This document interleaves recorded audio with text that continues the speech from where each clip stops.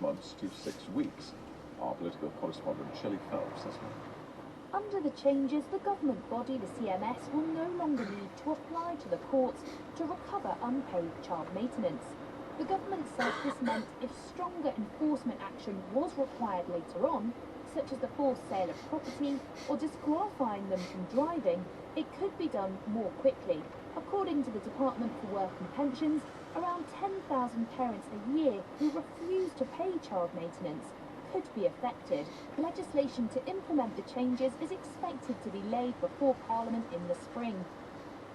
The UK has been urged to put pressure on Rwanda to stop sponsoring a rebel group which has carried out attacks in the neighbouring Democratic Republic of Congo. Fighters from the group known as the M23 have been accused of human rights abuses. The Congolese Communications Minister, Patrick Muyaya, told the BBC that Britain needs to use its close relationship with Rwanda to help curb the attacks in the eastern DRC. We know that Rwandan government has close relationship with British government. The only thing we want is the British government to speak with Rwandan side to ask them to stop doing those bad things in the rest of DRC. If they can remove their troops, their military, stop supporting the terrorist group of M23. Both the M23 and the Rwandan government deny working together. The BAFTA-winning actor Andrew Scott has told this programme that the theatre is becoming unaffordable for young people. He warned people in their late teens and early 20s were sometimes facing ticket prices of more than £150 and said it was important theatre didn't remain an elitist art form. Yes, we sent one of our youngest team members to meet him. That item's coming up shortly. Fujitsu UK wheelbarrowed £26 million to bosses during its software scandal. That's the figure so far, after 25 years. And while Duncan Tate was UK boss, the highest paid director trousered £2.5 million in 1 year. Boardrooms love big salaries, but they're unusual whilst jailing end users of a faulty product. 900 sub-postmasters were prosecuted when Fujitsu's Horizon system showed false losses. Fujitsu has apologised and said it will contribute to compensation for postmasters. The issue was covered on Computer Weekly, Private Eye and Radio 4, but went into the nation's living rooms via ITV's drama centred on Alan Bates. We are fighting a war against an enemy owned by the British government, while we're just skint little people. Finally, 555 of us now, ready to tell our stories. Well, the real Alan Bates joins us live. Alan, welcome to BH. Good morning. What do you make of the Fujitsu wheelbarrow? Well, we're still the skint little people at the moment. I mean, these are sort of things that are going to come out in inquiry, or certainly should do, with Saloon. And it's not just Fujitsu, is it? It's also the post office and the senior execs in there that are on bonuses twice the size of their salary. And that's for a state-owned corporation. So, I mean, this bonus culture was flying around all over the place. Yes, listeners are aware of the bonus culture. There's a separate argument to be had about the bonus culture. What will matter is the timeline. Who knew what and when?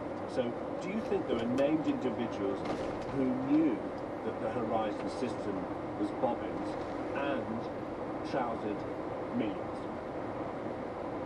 I don't know. I mean, I really do not know, given it just broke the story today or so. But I mean, this is the sort of, these are the questions that Sir Win will be asking in inquiry. But I mean, there's been question marks about the whole of the system right from the outset, from when it first came in. And I do wonder why, you know, what were the reasons government went ahead with it in the early days when they knew it was so iffy. And even then, you know, we've had all these prosecutions along the way. Why weren't people asking more questions? Yes. Well, what is the answer to that? I mean, yeah, it does make you wonder what conversations were going on in the background that whole time. I mean, all the years we were fighting, there was desperation on post offices' part to keep us quiet, silence, cover up this, that, and the other, lie, shred documents. I mean, there was a whole culture of stopping the truth getting out there. There's a little bit of a glitch on the line, but you're saying that people at the post office shredded documents which proved that Horizon was knackered. Well, it's well documented about the shredding of documents at one point, and I think that's even appeared in the inquiry so far. So, which documents, I don't know. I think a lot of them were centred around conversations with Horizon. Yes, I just wanted you to get it on the radio rather than it to be lost to a technical fault, which would be rather ironic. So what should happen to the money, given that individuals, and for you listening, you can read the names of individuals going back all the way to the turn of the century, actually, with this software and different companies. With the money that's been paid, BBC Research has now showed it, what should happen to sub-postmasters, given that we now know named individuals have been, the money that paid individuals have been paid? What should happen to that money versus both sub-postmasters? Well, I think that's going to be looked into, but the key thing, the really important thing in all of this, is getting the victims, the sub-postmasters who suffer, paid as soon as possible. I mean, I've heard you say that a lot, and nothing's happened. Well, exactly. I was Westminster last week, and that's what I was harping on about time after time. I mean, I don't know why government cannot get the money out to these people. It just seems to be tied up in a bureaucratic nightmare. I just don't know what to say. Everyone agrees the money's there. Everyone agrees that they want to pay them, but it's just not happening, and it needs to happen now. Alan, your story has obviously shocked the nation, and we know a lot more than we did. And we've also seen read across to the Windrush scandal, for instance, to the infected blood scandal. Do you think that the British system itself is knackered? It's very hard to, if you're a little person, to try and you feel you've got, I know it's not so difficult to be able to voice it and to get it heard. I mean, it's an uphill battle, and you can just see how long it took us. There needs to be something. There needs to be some way that people can have their concerns addressed or looked at outside of government, or certainly not so it gets lost in the government system. Okay, we're going to let you go, but how long have you done? How have you stayed on the radio and been fictionalised by famous actors? What is your life like? Well, it still keeps me very, very busy, and I was a stinky cold, thank you very much. Okay. Well, it's lovely to hear you chuckle, and thank you very much for joining us. Very good. I should say that Duncan Tate, who's named as one of the highest paid, said, "I am appalled by the harsh treatment of sub-postmasters in Westminster City. I want to do more I can to support them." There's a full coverage of this on BBC's own research on the website. The subject of cancer has dominated the headlines, and now some of the best-known musicians from pop are united.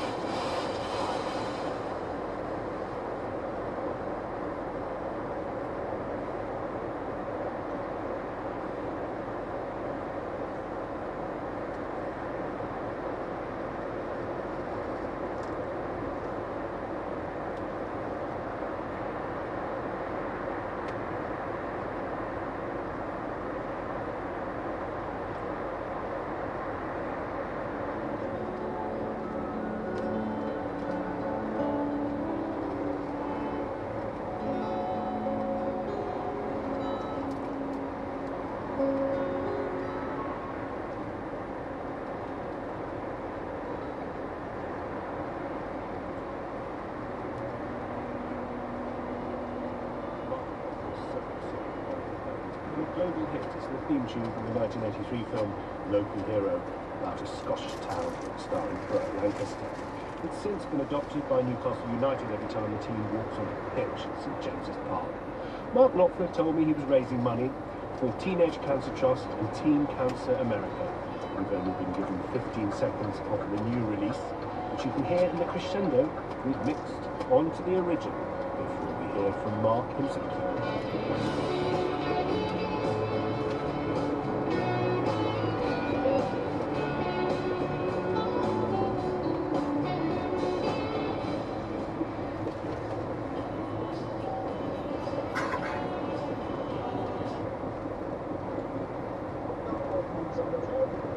You know, and it's incredible that everybody thinks about when there's any bad press, it's always about the dad. I'm the most wonderful father you could ever wish to meet, Matthew, and so do our team. Otherwise, we wouldn't do it. We would never help anyone. I don't doubt it, but equally, I can remember back in probably the early noughties, the Daily Mail was running sort of stories almost every week about feckless fathers impregnating various women and running off and never paying their way. What creates a feckless father? Is there any kind of pattern that you can recognise at all? Yeah, a toxic relationship. You know, when it's fueled with alcohol or drug issues, you know, arguments, fighting, and people could get into relationships which they should never actually have been in a million years in that relationship, and then they blame everyone else for everything going wrong. But that's what the point is. Going back to Dad's house and the work that we do, we run food banks as well, Matthew, and we don't believe in a voucher system, and we've helped over 65,000 families in the last 3.5 years. And that's moms and dads. So we I have to say I've really enjoyed this, Billy, because it's quite obvious. I can see you on a Zoom link as well. There's an awful lot of positivity that comes from you in a very, very emotive area. Billy McGrath from Dad's House, thank you. There's an awful lot that our guests have brought up there. I mean, I thought that Billy's comment that dads are almost universally the bad guys in this situation, and I thought it was really interesting that he points out that some women weaponise their children. I've heard that before, that some women are lacking in the maternal drive, which I thought was provocative. I'm still trying to ascertain where feckless fathers come from. I take Billy's point that toxic relationships may be the cause, but then I'm wondering, why is a relationship toxic? Why did you get into a toxic relationship? And again, I'm thinking, is there a pattern that maybe if you didn't have a dad, you don't have a mentor in dadness, because you haven't had one around in dad's things, and consequently you become a poor father yourself. The phones are red hot. I probably should get loads of your calls straight after the break when we get the latest LBC News headlines from Jenny Barsby. The MOD has refused to deny reports it's planning to relax security checks on overseas recruits to boost army numbers. An 8-year-old boy has been attacked by a dog in Bhutol, suffering life-changing injuries. And the Foreign Secretary has voiced concern about Israel's imminent ground offensive in Rafah in southern Gaza. Dry for most of the UK, but wetter in the far east of England and Scotland, a high of 11 Celsius. LBC travel, I'm Joanne. We're very busy on the M25 clockwise at junction 7 at the M23. It's because of an accident on the exit SIP road to the southbound M23.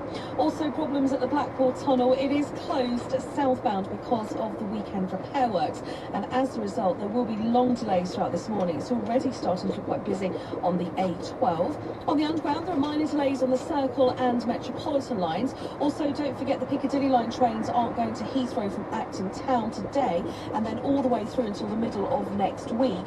So Elizabeth line and Heathrow Express services, which are running, will be a lot busier than usual. And London Overground aren't running between Surrey Quays and Clapham Junction. This is LBC.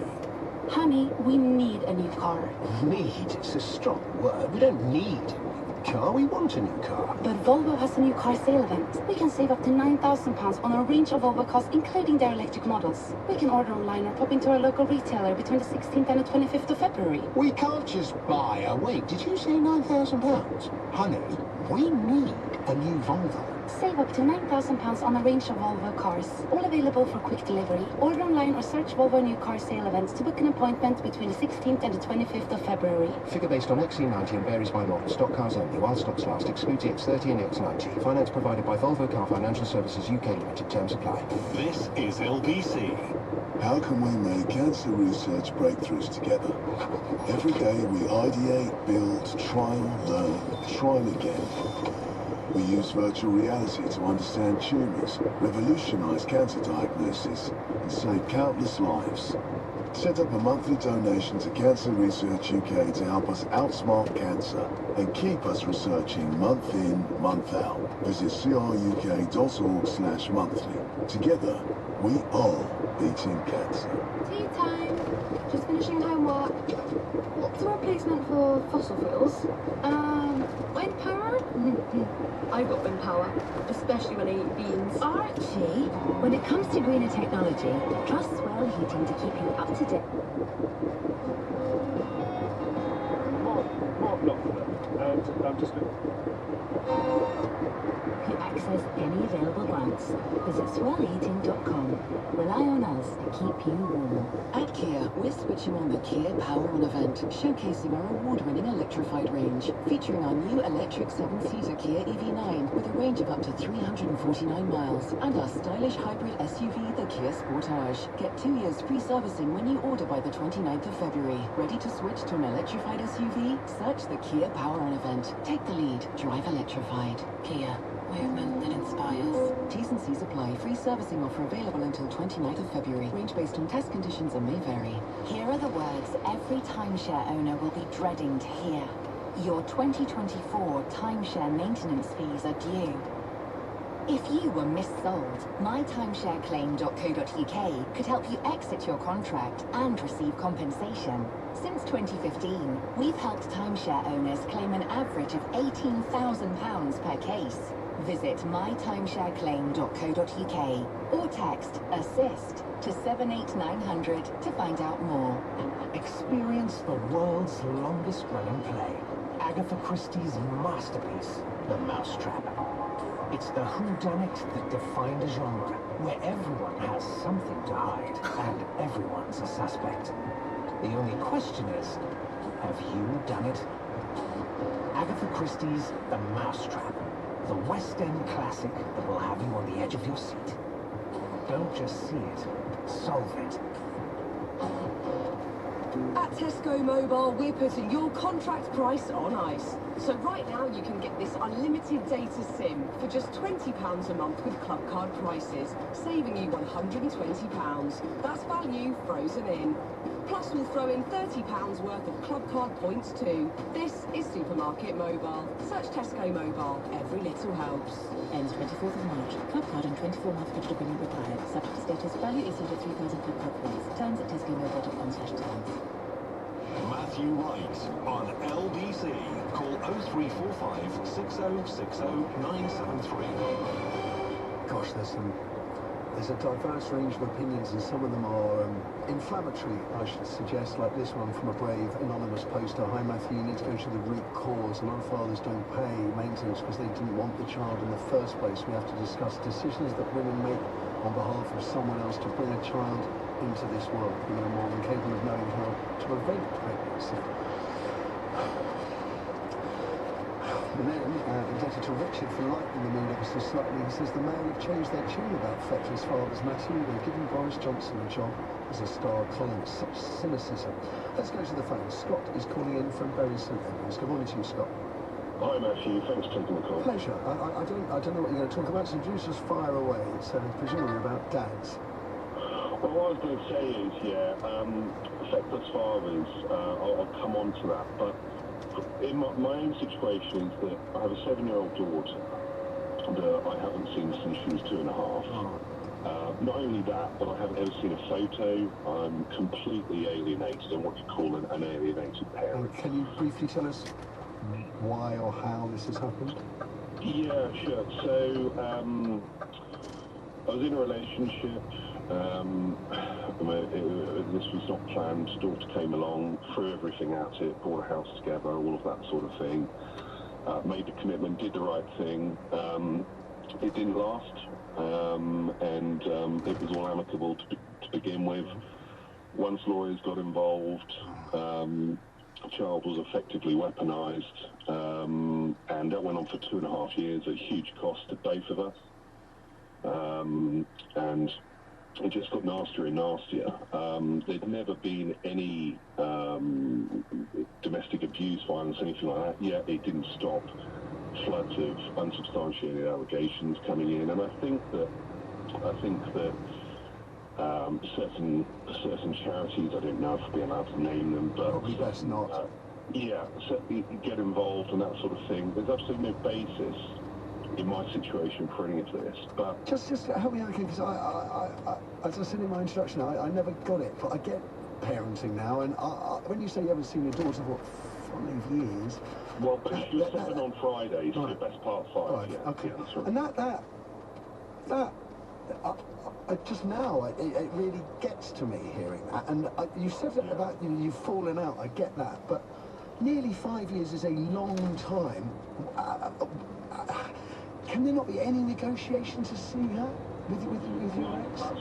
Yeah, that's really interesting. So I should just say that I've always paid child maintenance from when my daughter was 6 months old. Over time, I've had more and more money. My bill's nearly £1,000 a month. I've always paid it.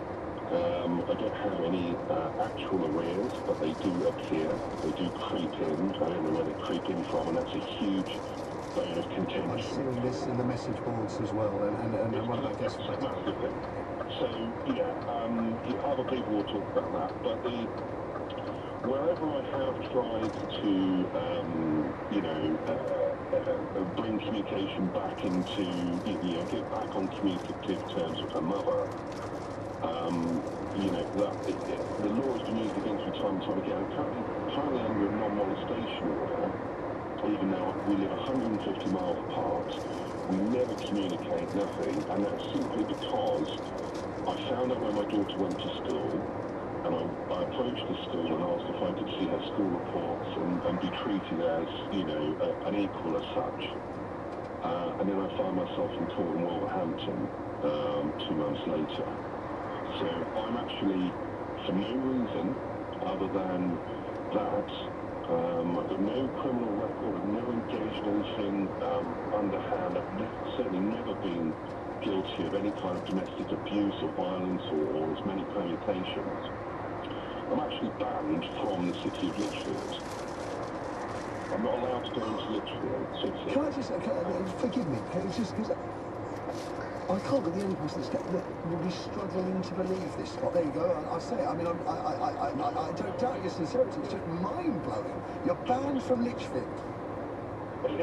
Yes, it is. I am, yes. And the thing is that you're not the only one. Anybody that knows me, my boss, friends, family, whatever, you constantly feel like you're having to say, if I haven't done anything wrong. But I would have, had I not been in this situation myself, Matthew, I would have thought, well, you must have done something. But the truth is, you don't have to have done a thing. I have no criminal record. I'm regulated by the FCA. I've got no black marks against my name anywhere. Under any circumstances, I don't even have any points on my driving license. Well, I might have. Can I ask you to maybe? I mean, I totally understand why you would have contacted the school. In retrospect, probably the wrong thing to do. Have you thought about?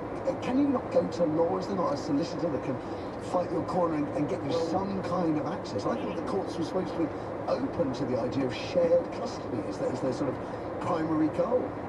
Well, I think, I mean, that's a great point. I think that they like to purport that. They like to, that's the message they like to sort of pump out. But my experience with the courts and between autumn of 2018 all the way through till the beginning of the pandemic, really, I've constantly been in court. Every single time I've been awarded a court order to see my daughter every other weekend, and half of what would be the school holidays. And the mother constantly breaks a court order. She wouldn't do that. This is where I get. That's not good. And are there repercussions for her, Scott? No, every time that happened, we would then go back to court. So obviously you have to wait a little while before you can get the court hearing. Go back to court, I was awarded another order. That was then broken. And again, and again, and again, to the point where I spent £48,500 in legal fees. I mean, I was in my mid-30s at the time. I'd lost the house. Effectively, I still technically own half the house. So, just a time issue. I just got to push it. You have been given court orders to have access to your daughter that your ex-partner constantly breaks, and has there been a consequence for her for that? Not that I'm aware of. Scott, I've got to end this call here, unfortunately. I know there are often two sides or more to every story, but at first glance, something gone massively wrong. I mean, we're talking about child maintenance. Scott is paying the wage. That's not even the issue for him. But to be deprived of access to his daughter, despite winning court orders to get there, that is not right. 0345 6060 973 is the number. Maria is hanging on in Oxford. I'll be speaking to you. To glue the gaps and mark the misjudgments we've gone by. That was the week that two men trying to be Prime Minister probably rather forget. Slips and bumps highlighting political and character flaws on both sides. It all started with a handshake. I'll bet you £1,000 for refugee charity. You don't get anybody on those planes before the election. You take that bet. Well, I want to get the people on the planes, right? Of course I want to get the people on the plane. £1,000. I want to get the people on the plane. Rishi Sunak sort of accepting a £1,000 bet from Piers Morgan. Cue dismay amongst Tory MPs that the Prime Minister fell straight into a trap which played into perceptions about his wealth. Chucking around £1,000 is not quite the image you want in an election year. And the week didn't get any better. At Prime Minister's questions, Sir Keir Starmer joked about that bet in light of Rishi Sunak's admission that he's failed to meet his pledge to cut NHS waiting lists in England. The Labour leader had opened by noting that the mother of Brianna Ghey was in the Commons gallery. The Prime Minister ploughed on with the usual political knockabout. Defining a woman! Although in fairness, that was only 99% of a U-turn. The list goes on, but the theme is the same, Mr. Speaker. It's empty words, broken promises, and absolutely no plan.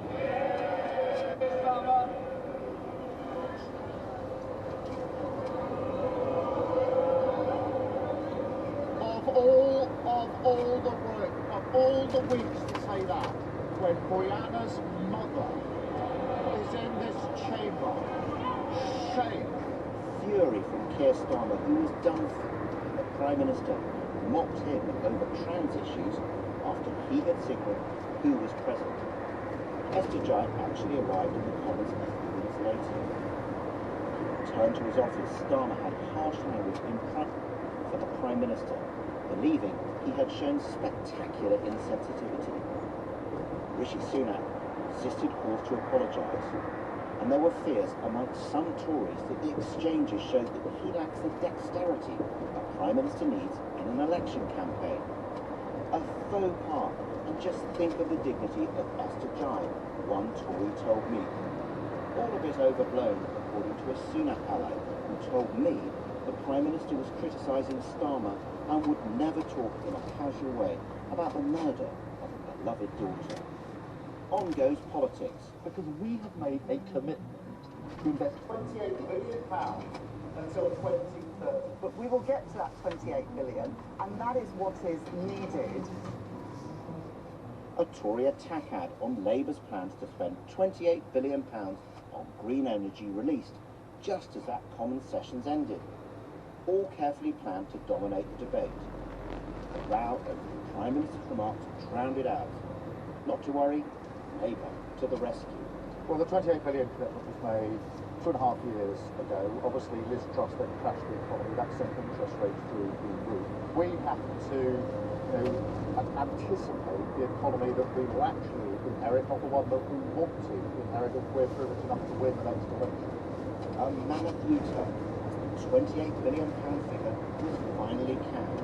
With that decision just taken days after Starmer said on Times Radio, and we're going to need investment. That's what Kingsland indicated. That investment is definitely needed for our mission. But now fiscal discipline trumps everything else. A painful process. Labour hopes this will lead to 2 core tests of a U-turn. Ed Ball's test that a U-turn is so screeching and with any luck will be visible from outer space that you deprive your opponent of the weapon they thought your original plan contained. And then the Denis Healey test. Nothing wrong with a U-turn as long as it takes you in the direction of the British people. And so a week our leaders might hope to forget, but a week that might shiver the sands of the election campaign. There's space perhaps for the Tories to interpret Labour as reckless spenders, more space to attack Keir Starmer as a flip-flop, hope number 10. Labour hope, blunting the Tory attack line, more evidence, out of touch. Nick Watt, love that Denis Healey. Joe Tanner advised Boris Johnson and Aisha Hazarika advised Gordon Brown. What is a gaffe? I would call a gaffe an incident that is not planned but plays out in the way you don't want it.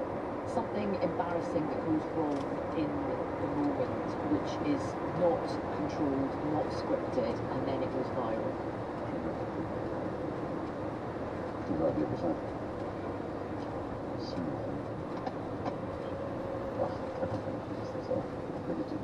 Does anyone ever say, you know what, you've done a good job because everyone else has sat on their arse and done nothing? No signs of that, no? Yesterday I went, as we all must, to Peppa Pig World. I don't know if you've been to Peppa Pig World. Who's been to, how's everyone who's been to Peppa Pig World? Not enough. We import 2/3 of our cheese. That is a disgrace. Today this train is completely round-packed. The staff on the train are absolutely brilliant, working really hard to help everybody. The reality is there's not enough trains. We need more of them.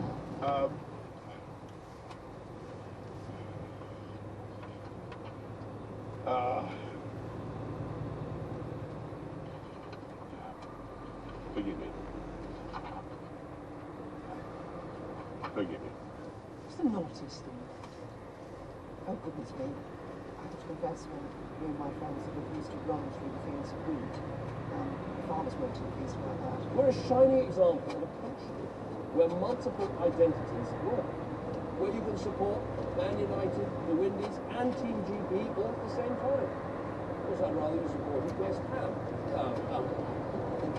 Listening are Joe Tanner, who advised Boris Johnson. Hello, Joe Tanner. Are you hanging your head at hearing some of that from the past? No, because none of that was on my watch, so I'm quite relieved. And Aisha Hazarika, who advised on Miliband, are you listening to some of those with shame, Aisha? I did actually get a shiver going down my spine. I think if you've been an advisor, you're always slightly triggered by that. But thankfully, there wasn't audio of the sound of the chewing of the bacon sandwich, so that slightly made me feel better. You're referring to Ed Miliband being photographed, finding it hard to chomp on bacon butter. It's kind of funny, it's embarrassing, we love taking down our politicians, it's part of, human nature, and it's just quite difficult to sort of rebut that in any way. You can't exactly put out a line going, no, he ate that sandwich in a highly elegant, polished way. A picture speaks of 1,000 words. I mean, when you look back at the grand scheme of things, of everything that's happened since July, really was eating a bacon sandwich the worst crime against politics. But, in the moment, these things take off. And Joe, I wonder if that's self-made or they're made by the papers. Because if you look at your former boss, Boris Johnson, didn't gaffes help build it? One of his first photos that he did when he became mayor of London, which was not my watch actually, it was after I'd done the election campaign. He went to get some rubbish out of a sort of lake or pond or something, and managed to fall in, and yet nobody else around him did. And I think he mastered the art of making sure that anything he did got media attention by, you would say, potentially screwing it up. But if you look at the recent U-turn by Keir Starmer, Aisha, we do see a sort of fault, a leadership fault there, and it could be said that there's a gaffe hidden in the U-turn. I think if you're going to do a U-turn, you probably shouldn't be backing the policy in the run-up to doing a U-turn. Yeah. Joe? Yeah, the comms handling of it was not ideal. You have to take your people with you, and you have to make sure that your leadership team are all briefed, because they're out there all the time, so they make this situation worse. I wonder if Rishi Sunak is becoming gaffe prone. Do you feel that there's a sense that Rishi Sunak's going rogue, Aisha? I think he struggles with being in the moment. I think he likes having a script that he sticks to. We saw that at Prime Minister's questions this week, and I think that's where his gaffes come from, when he is unscripted and in the moment. I think that's where he's ripe for a gaffe. Joe? I think the things like this week with the bet that he had with Piers Morgan, there's an element of, if you hear that for the first time, you think, oh, it's a charity bet, oh, I'm doing something for charity, does that tick a box in my head if you're a spreadsheet man? But then actually, do you think more widely, this is about people's lives? I wonder if the sort of king of this moment, reclaiming, the phoenix-like glory from the ashes, is John Prescott. Aisha, can you tell me what happened when he was punched? And Joe, can you tell me where you were when it happened? There was no handbook to deal with John Prescott punching somebody in the face. It was an extraordinary moment. I can remember somebody just running around the corner shouting, John Prescott's just hit somebody, to which there was a combination of people sort of audibly gasping, and a few people kind of going, oh yes, this is amazing, and thinking that it was going to be some moment we could capitalise on.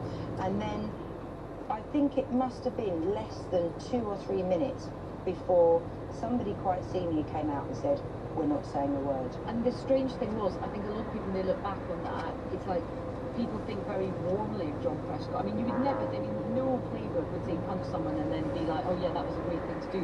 But it was amazing how many people actually had a bit of sympathy. Do you think Gordon Brown, when judged in history, did he apologise quickly enough, Aisha, for his on-mic declaration about